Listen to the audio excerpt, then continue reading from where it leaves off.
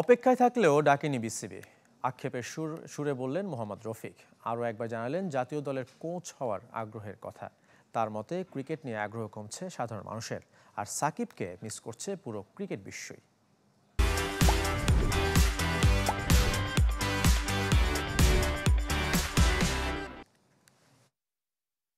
একসাথে খেলেছেন লাল সবুজের জার্সিতে।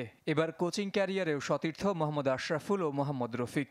রংপুর রাইডার্সের ব্যাটিং কোচ আশরাফুল আর স্পিন গুরু রফিক। তবে শুধু ক্লাব পর্যায়ে আটকে থাকতে চান না মোহাম্মদ রফিক। আক্ষেপের সুরে আরও একবার জানালেন জাতীয় দলে কোচিং করানোর আগ্রহের কথা। আমরা কিন্তু সবসময় রেডি থাকি যে কখন আমাদের বোর্ড ডাকবে। এখন দুঃখের বিষয় যে আমরা কিন্তু অনেকদিন ধরে রিটায়ার করেছি, তারা কিন্তু এখন তো কোনো সাড়া দেয় না। আজকে যেসব কোচদের নাম বলেন এদের সাথে কিন্তু আমি খেলেছি, এদের আমি খুব কাছেতে দেখেছি। তো সুতরাং এরা যদি কোচিং করতে পারে তা আমরা পারবো না কেন?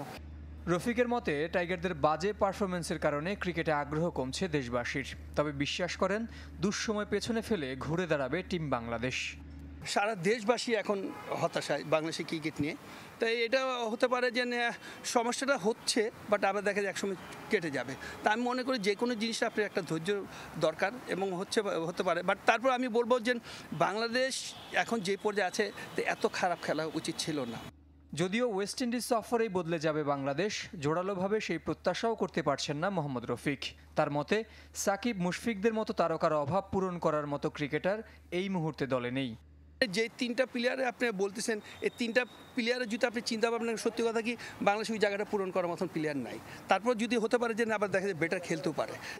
সাবেক বাঁহাতি এই অলরাউন্ডারের মতে শুধু দেশি সমর্থকরাই নন, সাকিবের খেলা মিস করছে পুরো ক্রিকেট বিশ্ব। ইন্টারন্যাশনাল লোকই যারা পছন্দ করে বাংলাদেশকে, তারাই কিন্তু এটা মিস করতেছে। জহির সাগর, চ্যানেল 24, ঢাকা।